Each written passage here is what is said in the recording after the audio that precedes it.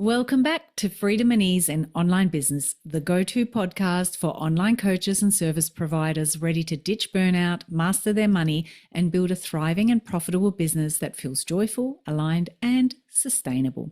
And today I have a very special guest. Jen Lang guides people to tune into and align with their inner voice so that their outer voice can shine. Using voice, sound, words, and movement, she works intuitively with the whole person, combining physical, mental, emotional, and spiritual energies so that people can confidently access their inner magic and share their message with the world.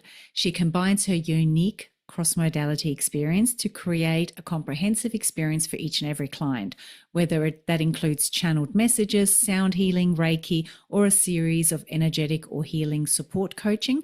Clients leave transformed, inspired, and excited, but by what their soul has in store for them.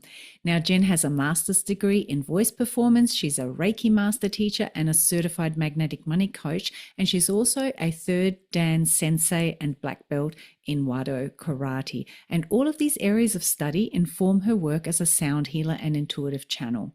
So Jen is all about supporting people in developing their own intuitive skill. That's a cornerstone of her work, and it travels hand in hand with each client's natural energetic cycle. And that's why her clients leave feeling more confident, with increased well-being and a sense of peace, both during and, very importantly, after working with Jen. Hello and welcome, Jen. How are you doing? Thank you so much, Miriam. It's great to be here. I am great. Yeah, I worked a special event last night. I'm a little bit tired, but it was so magical and inspiring, and just creates another wave of energy to continue this conversation on. Awesome. I'm so excited to have you on the show as one of my very first guests because, this show is all about freedom and ease through alignment and through marrying the magical with the practical. And I know that's something that's really dear to your heart. So maybe just to kick us off, let me ask you a question I want to ask pretty much all of my guests. And that is, what does success truly mean to you beyond just the financial metrics?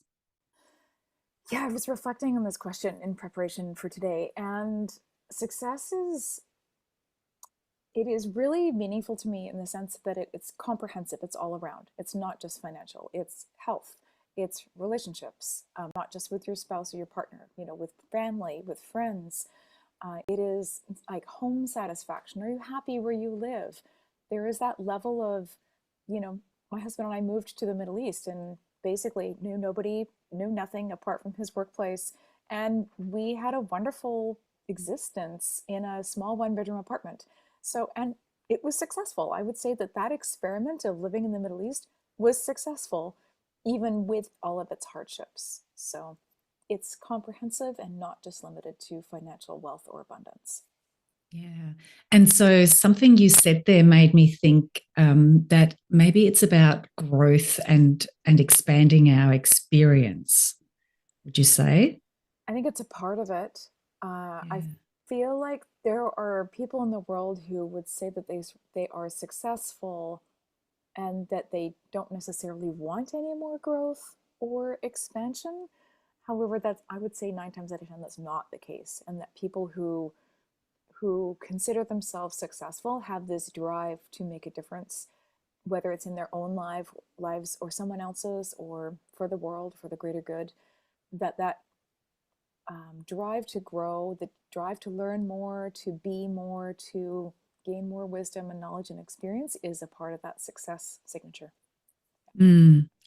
And one of the things I love about your work is that you really do combine, so many different aspects of who people are, and you're very much that embodiment of having a holistic approach. And what I'd like to talk to you about a little bit more than how you apply it to your clients is, how do you apply it for yourself? How do you, as a woman in business who has all these very spiritual kind of modalities that you work in, how does it manifest for you as a business owner in striking that balance? Hmm. Yeah, great question. I think it's having being aware, first of all, of where you're putting your energy is a big part of it. So if you're constantly, this was me in my experience early days, I was on the learning curve of being in business. So I was online, I was in Facebook groups, I was, learning, figuring out MailChimp, trying to do a business course and do some networking. And I'm like, okay, what works? And that process of filtering and discarding is definitely a part of the process. Where I find myself now is actually having much stronger boundaries around my time and my energy and what I'm willing to put my time into versus where I'm not willing to. So, I worked with a mentor a few months ago where I was willing to get up at 1 in the morning to attend a 1 hour call for 2 weeks, and that's it. Whereas I will not just get up at 1 in the morning for anybody. I will for you, Miriam, because when your calls and one other. And it's basically learning those energetic boundaries of what is going to be, I don't like the word best bang for your buck because it has kind of weird energy around it, but it really kind of is that is like, what's going to be for me the best return for my time and energy that doesn't burn me out and doesn't pull me away from my priorities, what my priorities are. So what I'm hearing, if I'm going to just echo it back to you, is it's about really staying grounded in your energetic alignment and then really strategic with the energy output that you agree to being a part of, right? Absolutely. And so I have spiritual practices that serve me as the person, and I have, like, nothing gets in the way of those. Nothing, nobody. My husband, my dogs. I'm just like, nope, go away. I'm in the middle of something. Go away. And that gives me the centering and the alignment to be able to approach my business with more ease, to actually have better boundaries around my business. And on the days that I miss that practice, I feel more scattered and less centered around decision making, activities, what to focus on. So yeah, it really, they all go hand in hand. Cool. It really is about, we talk about those non-negotiables, which is something I like to get people to do, get really clear on what are your non-negotiables. And I know that you're a master of having little routines and habits. So what are some of your favorite routines and habits for staying aligned and being effective? Because they're not necessarily the same thing, but they definitely feed off each other, right? They definitely work in. So I mentioned before my morning spiritual practice, which is 20 to 30 minutes, just drawing a couple cards, reflecting on my physical, mental, emotional, and spiritual bodies, each of those bodies, and just being with me on my own. That is a non-negotiable practice. In business, I'm trying to bring more of those practices back in. They definitely went, I'm going to say, more squishy over the past couple of years as I negotiated a health issue. And now it's like, no, it's time to bring them back in. So what I'm experimenting with is both a new end of day review within my business that highlights where I've, the things I've accomplished today, how did it feel? And again, no more than 15 minutes, just very much end of the day. If I don't get it to it that day, I make sure to do it first thing the next morning. And another really big one is actually taking care of my money on a weekly basis, both personal and business. And that habit came out of Magnetic Money. And I've refined that program with a few other goodies thrown in to be like, no, every Monday for me is Money Mondays. And that's when I look at my accounts, I track my net worth, and that helps me stay in alignment so that I'm like, oh, like, look at all the wealth that's in my life. And it's not just monetary. It's like, oh, look at the savings account, it's growing. Look at the net worth amount, it's growing. Look at all the things that we get to do this month. Oh, look, I have money set aside for the holidays. Oh, exciting. So those are the practices I'd say that keep me most centered. And then a monthly review is coming. That's in the process. And a weekly, what Joe Bendel calls the weekly CEO date, which again, I'm trying to navigate sort of how that looks and where I'm fitting that in and molding that for my own needs. Awesome. Yeah, see, I said you're the master of these routines and habits, and you've always been very, very committed to them, which I find amazing because a lot of people will struggle with maintaining those sorts of habits. So as you were talking, I was there's a couple of things that popped up where I think, oh, might be some yeah buts that pop up for people when they hear you speak. So I'd like to hear your thoughts on it. Number one is like, yeah, but how do I find time to do that? And so if you maybe want to talk about why it's worth spending the time and how do you find the time. And the second one is particularly with the Money Mondays, which I love, Money Mondays. And you're talking about, how exciting it is and how it helps you get in alignment. What would you say to people who maybe don't feel that way when they look at their money just at the moment? So the Oh, time thing and why is it worth the effort? And then how do you handle the wobbles when you're looking at your money and how do you change that? So just a couple of quick things just a for you. couple of quick things, just minor details. I Yes. will address the money thing's actually easier to address. So I'll talk about that first. Okay. Taking care of your money is a sacred act, and especially for women, it is absolutely essential to make friends with those numbers. I used to be the person who avoided that. I would be like, no, no, I'm just going to have a longer coffee. I'm just going to have tea a bit longer. Oh, look, I don't have time for my money date. Oh, no. And seriously, just spend the like time, resources, money, work with someone to get over the feelings that you have around your numbers. Because boy, once you make that shift, it can't help go anywhere but up. And we always talk about, oh, I want more money, I want more money.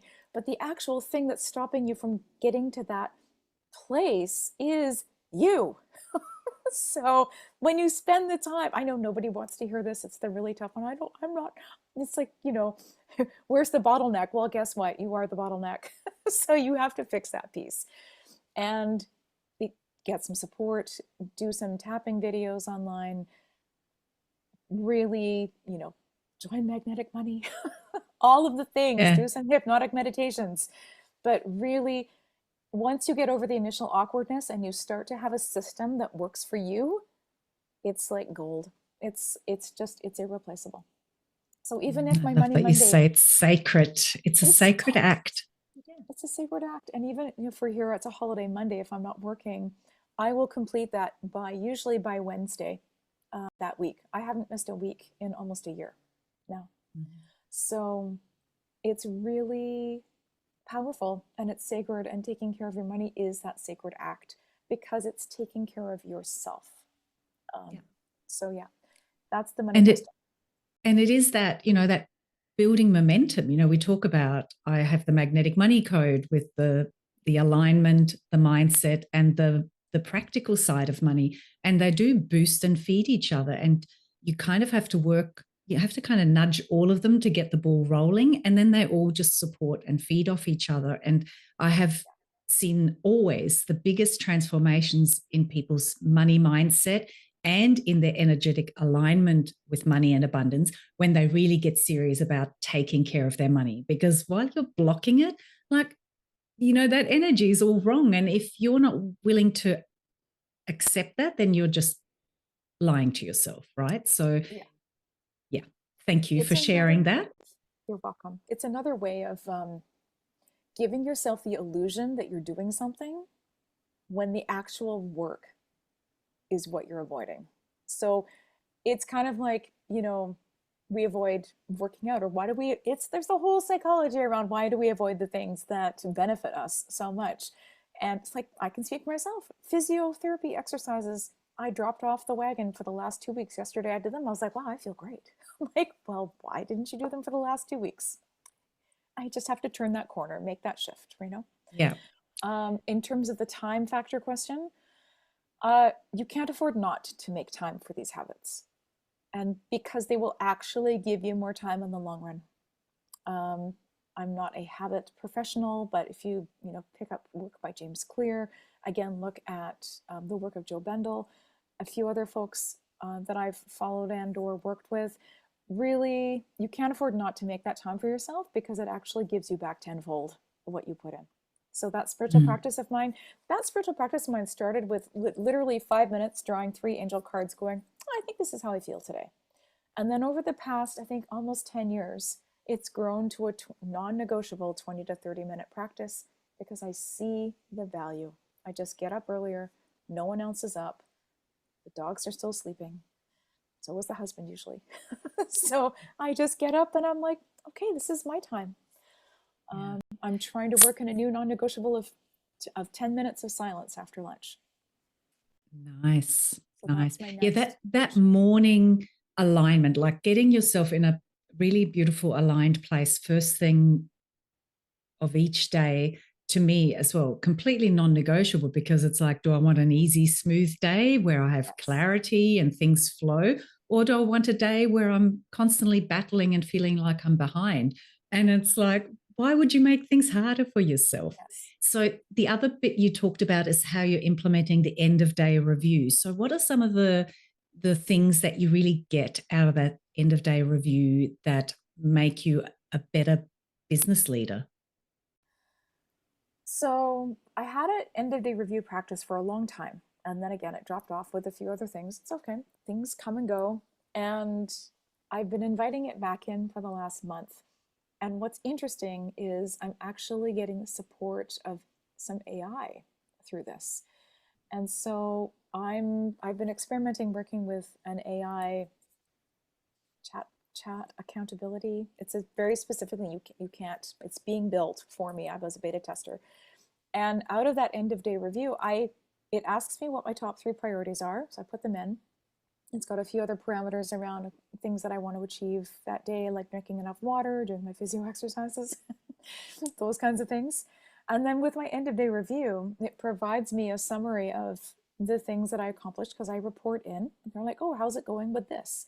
Oh, I've finished this. Did you connect with clients today? Yes, I did. Fantastic. And it provides me some affirmations or some other positive, like uplifting.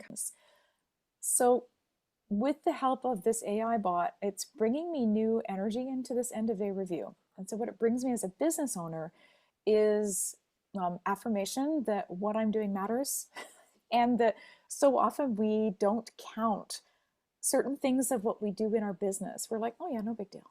Oh, yeah, no big deal.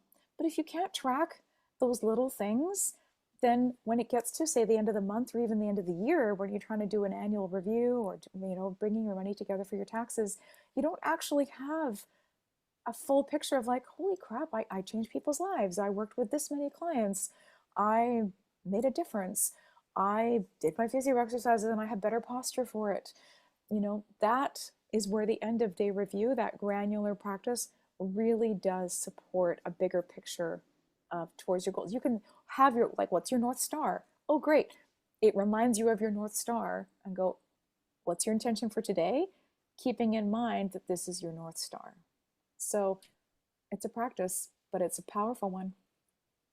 I love that you have an AI bot accountability coach. That is really cool. That is so cool. And my brain is ticking over, going, okay, how can I do something like that? Because I think one of the things that, as you were talking, that really stood out is, it's so easy to get to the end of the day and go, oh, I didn't get to that. I didn't do that. And, I'm always great at thinking things will take a lot less time than they actually do. And so it's a great way to have that affirmation at the end of the day to go, no, you actually did some really valuable work. That's part of the greater body of the change that you are creating in the world and for your clients, right? So it's constantly kind of, I guess, mirroring back the value that you're creating and how valuable the things you just did are, and keeping you on track, right? It keeps you on track, and the nice thing is it resets every day. So it doesn't keep a running summary of your weeks or months. It's up to you to do that. So it's your daily sort of coach slash accountability cheerleader. And then it's up to, like, I save it in Asana. I have a specific place for my end of day reviews, and I save each one that it gives me. And then I'm going to do my November review probably this weekend because it was a busy week. And I'll get to look back on that, all the November end of day reviews, and be like, oh my God, look at everything I accomplished. So it's working with it for the past month, just like you, has really taught me that I have a much different idea of what I can actually accomplish in a day than what I can actually do. So it's helped me with time management and helped me to refine and prioritize, where I want my time and energy to go, especially as a business owner. It really does help with alignment. And that has, just reflecting over where I was 2 months ago or even 3 months ago versus now, so different. So different. Mm.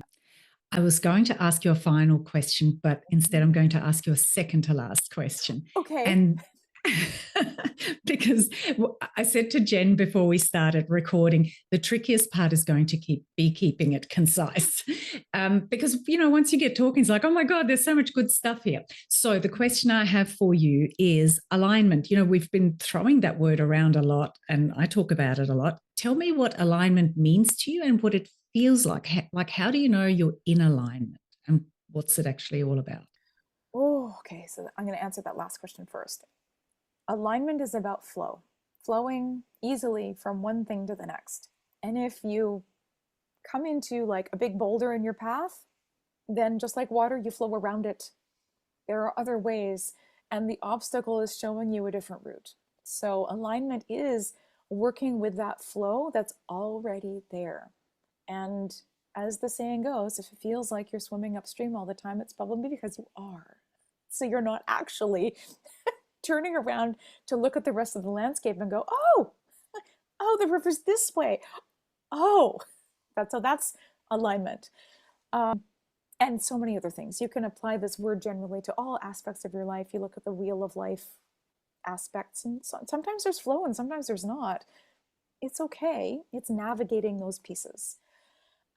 First, what was that first part of the question? The first part was, what does it feel like for you personally? How do you know I'm in alignment? It feels easy. It feels very uplifting, and I'm going to say satisfying. Things are just flowing. Like we talked briefly before this about some family stuff I'm negotiating right now. And, I have enough tools in my experience to be able to navigate this reasonably well. And I'm well supported if I don't have the tool. And that for me, that's the alignment piece. If you're coming up against something really sticky, then make sure you have the tools, someone who has the tools, or at the very least you have some friends and family around you who can support you through the sticky thing. So I feel aligned through this family business because I have all those things in place. That's how it feels. It feels safe, honestly. Alignment feels safe. And that's, awesome. I think people don't have a sense of safety very often. And doing those practices has set me up for this place of safety and alignment. And it's that lack of feeling safe that makes us do all sorts of weird shit that really don't serve us very well. All right, now final question for you. Jennifer Lang, if you had a billboard, what message would you put on it for the world? Oh, I agonized over this question. I'm like, I don't know. You are exactly where you need to be and keep aiming higher. Oh, goosebumps. I love it. I think you nailed the answer to that one. This has been the most amazing conversation. Thank you so much. I knew you would bring so much gold to it. Just before I let you go, can you please tell us if people want to get in touch with you, find out more? What's the best place for them to start? Start with my website, probably is the easiest. It's JenLang, JenLang.com. Very straightforward. I have a beautiful love letters list that's free. I send out every week or two whenever the inspiration strikes. And I think you have my social links, so they should probably be in the show notes. So that's another place you can connect with me on Instagram and on Facebook. But again, I'm kind of sporadic on those platforms. And if you're in the Victoria, BC or South Vancouver Island area, just look me up and look for the next event that I'm hosting. And we've also got a link for people to get a free download. Can you just talk about that? Yes, I believe I offered the posture, breath, and voice meditations. I believe you did. I believe I did, yes. And those 3 meditations, I recorded those more than 5 years ago, and they're still relevant and powerful today. So that's why I've kept them. They are just ways for you to begin connecting with your voice through posture, breath, and voice. So I strongly recommend doing them in order. Again, you can get them through the link through Miriam, through my website, and I'd love to connect with you. Thanks. Thank you so much, Jen. That was such a great conversation, full of gold. If you've enjoyed listening to this episode, Wherever you're watching, if you're able to leave a comment, please tell us what your biggest takeaway is from this conversation. And once again, thank you, Jen. It's been an absolute pleasure. Thank you so much. See you soon.